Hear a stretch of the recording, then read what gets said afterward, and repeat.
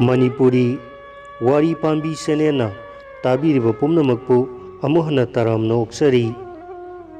Mayamgidamakta Mamangda Sandok Chakraba Wari Huranba Anigi Wari Makha Tarakpa Anisuba Saruk Miyamda Muk Lanthokjari Taminarasi Huranba Anigi Wari Anisuba Saruk Maming Salaba Huranba Ani Asigi Matik Saraba Masanipa Amamam Poklami Mapa Mapana Makoi gi Masasing Adusu Makoina Hainaba Sinpam Adomda Tazalage Kankirami Makoigi Kungang Aduda Maming Salaba Huran Sinti Tambina Naba Oza Amalerami Makoina Masasing Ado Haibo Oza Aduda Makoina Pamjaba Sinpamado Tamhanana Batharami Asum Tamlakpana Ahal Khara Oibo Huranba Adugi Masanipa Ado Mapana Pamjaba Sinpamaduda Maming Yamna Chalakli Sinpamaduda Mapabu Lambata Ubada Pangnop Noblaktre Mapagi Masamakni Mahaki Thoidok Hendokna Haisingbado Makagi Asumna Sang Yenglami Oza Adugi Mayumdagi Panglap Laptana Kangpok Sang Ama Lairami Kangpok Sang Adugi Mathakta Khongdrum Pambi Ama Mari Chatuna Palami Kangpok Ado Ina Kupani Kangpok Adugi Mayai Waida Khongdrum Asauba Ama Palami Khongdrum Ado Phazaman Khraduna Kangpok Adugi Mapu Hanuba Hanubi Aduna Ningti Numit Khudingi Yengjarami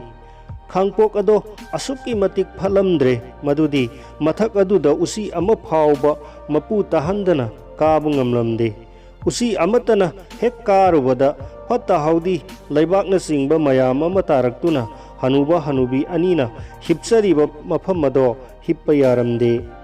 Maram Aduna Kana Amatana Khongdrum Mado Huba Ngamlamde Mado Munna Khanglaba Oza Aduna Magi Satra Sing Aduda Khongdrum Mado Mapu Khangandana Amadi Phahandana Heglakpa Ngamba Mi Aduna Khwaidagi Hena Hairaba Satrani Haina Laugani Haina Lauthoklammi Mado Tabada Huranba Ahal Adugi Masanipa Aduna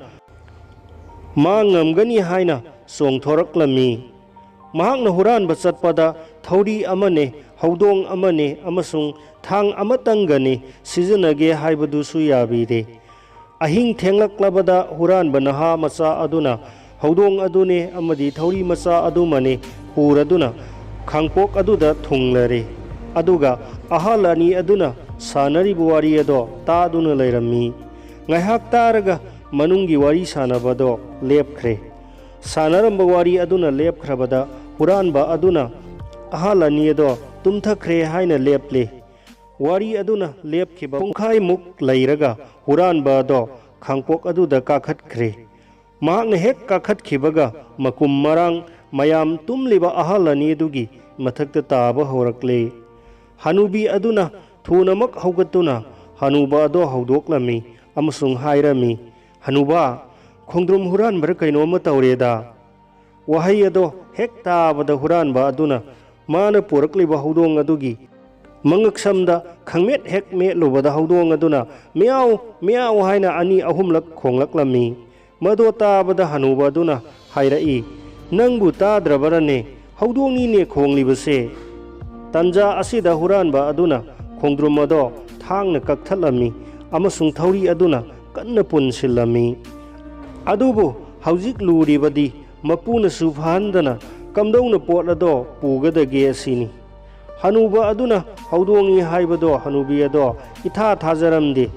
Yum Adugi Hairiba Mahai Tara Iba Thunamba Mayam Ado Uraga Haudongi Haibasidadi Itha Mathajadre Adubu Haudongi Haiduna Adum Makhondokle Singna Singnana Tanja Asida Huranba Aduna Yumthaktagi Haudong Ado Laibak Makhada Langtharaklami Awangba Mafamdagi Langtharakpagi Saina Aduda Haudong Aduna Kanna Khonglamlaga Yak Lauba Khonjel Amaga Loinana Tuminna Laikhirami Mado Tabada Manungda Hipliba Hanuba Aduna Hanubi Aduda Hairai Jenguto Tabra Haujikti Haudongi Haiba Khangledana Asumna Haudong Aduna Kanna Khongbungi Makhol Aduda Huranba Do Kumtha Hore हौदोंनी नत्ते येनरिङैदा करीमता तहौद्रे असोमदना नहा अदुना खोंद्रुम अदो पुदुना थुना यांगना चेनख्रे मथंगी अयुक्ता हनुबा हनुबी अनीगी खोंद्रुम अदो पालमद्रबदा हुरानबा नहा अदुबु ख्वाइदगी हैबो हुरानबनी हाइना मागी ओजाना मयामदा खंगनख्रे अमसुंग माबु हन्ना हन्ना थागतख्रे अदुबु मपा अदुनदी मचानिपा अदुबु इथामक मथाजद्री मपाना माबु असुमना चांग येंगलम्मी से लैबाक असिगी महारानीगी मंगक्षमदा सिरिबा सनागी लिखफांग परेंग अदो हुदुना पुरक्पा ngamlabadi nangbu huranbada paka oire haibase thazarage natrabadi yakhiroi mado tabada machanipa aduna thauna phana adubudi hubiruge haibagi matagum chongthoraklami naha oiribu huranba aduna konung adugi akuppa marol pumnamak khangdokle konunggi thongjau mari lairiba phaklang ningthau amadi maharani gi leifam minaina kaya hippa संत्रीन कया लैबा असिन चिंबा कुप मरोल मखै कोनुंग मनुंगी मी अमदगी सेटनाना खंगदोक्ले मसाक सिंग अदो लैरबदा नोंग मनुमिदांग अमा थबक अदो पांगथोकनबा लेपले महाक लोइनना थांग अमने नुंगथंग अमने अमदी जोटपी असौब खरने पूरदुना अमुब फिजोल ngakta सेलदुना जात्रा तौरक्ले अहानब मक्तदा कोनुंगी थोंजाव अदोमदा लाक्ले नुपी सिंगी लैफम देनाना अदो यौना चंगबदा थोंग मरी लानबा ताई थोंग खुदिंगदा थोंगाकपा तरा तरुक लई अदुबु मी तरा तरुक अदुम अहिंग चुप्पा संगबदी नते पुंग खुदिंगी मी तरा तरुक अदो अमुक अमुक सिनई अतोप्पा तरा तरुक अमा अमुक लाई अदुना पुंग खुदिंगी थोंग अदुदा चटखिगदबने अराकपने मी 39 पुल्ली हुरानबा अदुना अदुगुम्बा अरांगबा मफम अदो कुपना सेनदुना मियाम चरांग चरांग तौरिङैदा थोंग अदो लानसिनख्रे अमंबगा ओइबने फीनगा मुबने यामना कानरे असुमना लानसिलगा मथंगी पुंगफम अमा ngaibadi थोंजाव अनीदुगी मरक्ता लैरिबा अहांगबा अमदी लैकोल अदुदा अदुम मलेले मथंग मथंग लानसिनखिदुना मरी सुब थोंग लानसिनख्रे मरी सुब थोंग हेक लानसिनखिबदगिदी मांगदा महारानी की कादो अदुम मरैरे अदुबु मदो दलानगी अहुम सुब मथोलगी मतोंद लैरम्मी मनुंगी थोंग सिंगसु थिंगली कदाइदनो चंगदबा मनुंग अदुदा ngaलब मै अमसु थाली अदुगा मिनाई निपार कैनो अमसु मुरुम मुरुम सोली मदुना निंगथौरानी अनीबु तुम्ब थेमनब वारी लीबा मी ओइरंबा याई अदुबु कमदौना मथक्ता कागनी मनुंगी थोंग हाइरे लोली संत्री हाइरा बारीनी मखुत्ता हाइरा योटपी खरगा नुंगथंग मसा अमदगैनी यावरिबा मुन्न खल्लब तुंगदा उपाय अमा पुथोकले कोनुंग मनुंग अदुदा पुंगसिंग ताकपा इसिंग गरी अमा लैरम्मी पुंग खुदिंगी चीनागी कांसी अमा लै मदुदा पुंग मसिंग हेक हेक यैरई पुंग अदो असुक्की मतिक हौई मदुदी कांसी अदो अमुक्तंग यैबदा मिनट अमा कादी ngang lay maduna mating oiduna pungsing tara yairakpada huranba aduna phaklang aduda yotpi tara khak thajil hore tara suba pungsing thingba loiraga mapal suba yotpi aduda netlaga tara suba aduda paiduna tara mathoi suba pungsing ngairi asumna thabana pungsing tara ni thoirak yaibada yotpi tara ni thoimak thajille madudagidi mathakki kaado lamba phangle मथकी कादो यौरबदा उरे मिनाई नुपी अमना lyric पारी महारानी अदुना निंगथौ अदुगी मनाक्ता सनागी फमुंग अमदा हिपली कोनुंग मनुंगी लंगलब मैंगाल मरक्ता रानीगी ngaksamda सिरिबा सनागी लिखफांग परेंग अदुना तगुप तरेंग नंगाली रानी अदो वारी assume तारंबदगी तुमथख्रे lyric पारीबी अदुसु तुमली तुमली तौरक्ले मतांग अदो येंगलदुना हुरानबा अदुना मिनाई नुपी अदुगी नाकंदा संख्रे खुदक्ता मिनाई नुपी अदुबु मखोल थोगंदना हातोक्ले वारी अदो महाकना ngaihak पासिनरे निंगथौ अमसुंग रानी अनीदुदी यामना नुंगाइना याताख्रे खुदक अदुदा हुरानबा अदुना मिनाई नुपी अदुगी फिजोन सेचिल्ले रानी की ngaksamda siriba sanagi likphang pareng ado lauthokle amasung thuna yangna thorakle manunggi atai mi pumnamak mabu konung manunggi nupi oiraboi ningduna ikom komna thadorakle asumna mapal yorakle nong ngalakpada mapagi makhutta likphang pareng ado pire mapa ado pungak ngakre mahakna masagi mamit ani ado phauba thajaraktre masagi huranbada lairakliba salak ado ubada masabu hanna thagatpaga loinana kuina punsiba oisanu haina bor pikre asomdana nong hek ngalakpada minai nupi ado siduna lairamba amadi rani gi ngaksamda siba likphang pareng yauramdabada ningthau rani animak pungak ngakre mayam su karam tauna sigumbase thoklaga phaba ngamhodribano haibasida ngaknakre mathang hangnarakpada thong sangba amana pau pirare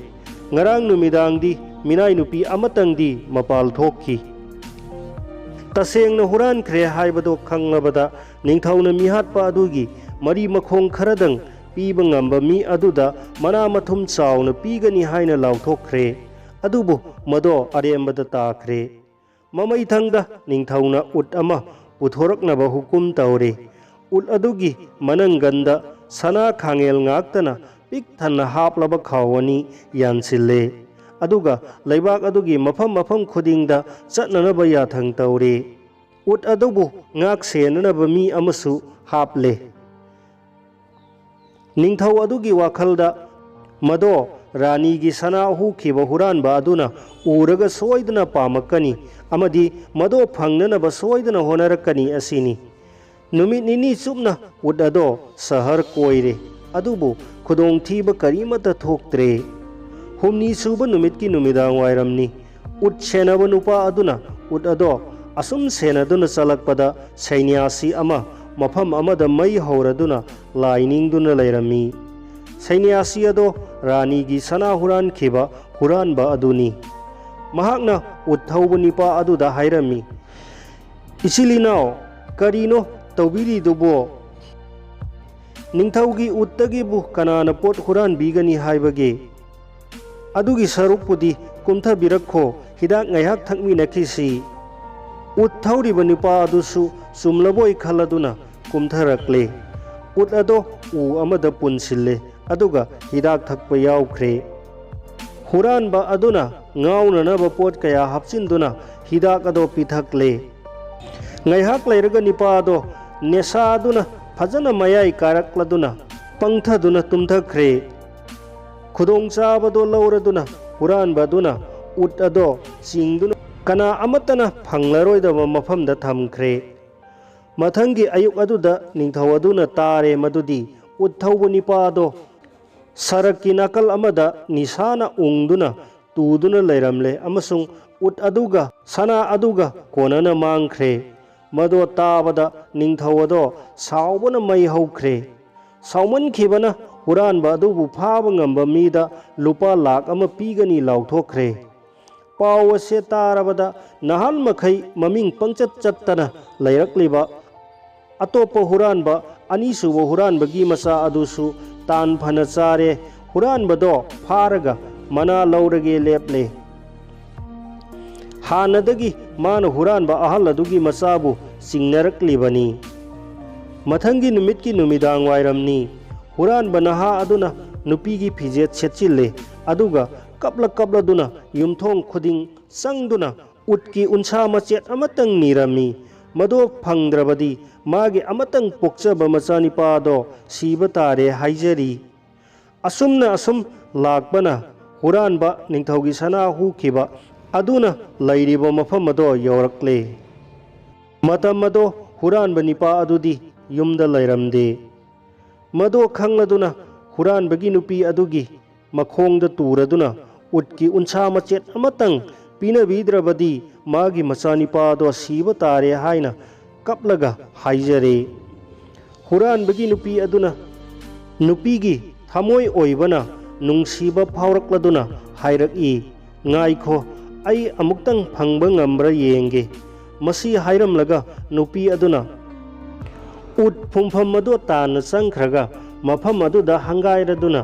ꯎꯠꯀꯤ ꯎꯟꯁꯥ ꯃꯆꯦꯠ ꯑꯃ ꯂꯧꯔꯒ ꯄꯨꯊꯣꯛꯇꯨꯅ ꯄꯤꯔꯦ꯫ ꯍꯨꯔꯥꯟꯕ ꯅꯍꯥꯗꯣ ꯍꯔꯥꯎꯕꯗ ꯃꯄꯥ ꯂꯩꯔꯝꯗ꯭ꯔꯦ꯫ ꯊꯨꯅꯃꯛ ꯃꯍꯥꯛꯅ ꯅꯤꯡꯊꯧꯗ ꯆꯠꯇꯨꯅ ꯗꯥꯔꯣꯒꯥ ꯈꯔꯗꯪ ꯄꯤꯕꯤꯔꯕꯗꯤ ꯍꯨꯔꯥꯟꯕꯗꯣ ꯂꯥꯏꯅ ꯐꯥꯕ ꯉꯝꯂꯒꯅꯤ ꯍꯥꯏꯅ ꯍꯪꯒꯠꯆꯔꯦ꯫ ꯅꯨꯃꯤꯗꯥꯡ ꯑꯗꯨꯃꯛꯇꯗ ꯍꯨꯔꯥꯟꯕ ꯃꯄꯥ ꯃꯆꯥ ꯑꯅꯤꯃꯛ ꯐꯥꯔꯦ꯫ ꯎꯠ ꯑꯗꯨꯒꯤ ꯃꯃꯜꯁꯨ ꯍꯟꯗꯣꯛꯍꯜꯂꯦ꯫ ꯏꯃꯨꯡ ꯃꯅꯨꯡꯒꯤ ꯃꯥꯜ ꯆꯥꯡ ꯄꯨꯝꯅꯃꯛ ꯐꯥꯒꯠꯂꯦ꯫ ꯃꯊꯪꯒꯤ ꯅꯨꯃꯤꯠꯇ ꯅꯤꯡꯊꯧꯅ ꯕꯤꯆꯥꯔ ꯇꯧꯔꯦ꯫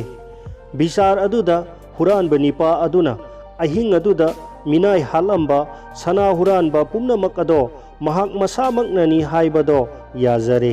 ꯑꯃꯁꯨꯡ ꯃꯥꯕꯨ ꯐꯥꯅꯅꯕ ꯍꯣꯠꯅꯔꯛꯂꯤꯕ ꯅꯨꯄꯥ ꯑꯗꯨꯕꯨꯁꯨ ꯍꯨꯔꯥꯟꯕꯅꯤ ꯍꯥꯏꯅ ꯇꯥꯛꯊꯣꯔꯛꯂꯦ꯫ ꯃꯗꯨꯒꯤ ꯑꯣꯏꯕ ꯌꯥꯕ ꯁꯥꯈꯤ ꯀꯌꯥ ꯑꯃꯁꯨ ꯄꯤꯁꯤꯜꯂꯦ꯫ ꯅꯤꯡꯊꯧ ꯑꯗꯨꯅ ꯍꯥꯏꯗꯣꯛꯈ꯭ꯔꯕ ꯋꯥꯐꯝꯅꯤ ꯍꯥꯏꯗꯨꯅ ꯍꯨꯔꯥꯟꯕ ꯐꯥꯔꯛꯄ ꯅꯤꯄꯥ ꯑꯗꯨꯗ ꯂꯨꯄꯥ ꯂꯥꯈ ꯄꯨꯊꯣꯛꯇꯨꯅ ꯄꯤꯔꯦ꯫ ꯃꯥꯒꯤ ꯃꯅꯥꯏꯁꯤꯡꯗ ꯀꯣꯝ 4 ꯇꯧ ꯍꯥꯏꯗꯨꯅ ꯑꯀꯟꯕ ꯌꯥꯊꯪ ꯇꯧꯔꯦ꯫ ꯇꯧꯔꯤꯕ ꯀꯣꯝ 4ꯒꯤ ꯃꯅꯨꯡ ꯑꯗꯨꯗ ꯁꯥꯊꯤ ꯁꯥꯊꯤꯔꯕ ꯁꯥꯒꯤ ꯇꯤꯡꯈꯪ ꯀꯌా ꯑꯃ ꯊꯥꯗꯍꯜꯂꯦ꯫ ꯃꯗꯨꯒꯤ ꯃꯅꯨꯡꯗ ꯍꯨꯔꯥꯟꯕ ꯃꯄꯥ 2 ꯑꯗꯨꯅꯦ ꯃꯆꯥ 2 ꯑꯗꯨꯅꯦ ꯍꯤꯡꯅ ꯍꯤꯡꯅ ꯑꯗꯨꯝ ꯐꯨꯝꯖꯤꯜꯍꯟꯈ꯭ꯔꯦ꯫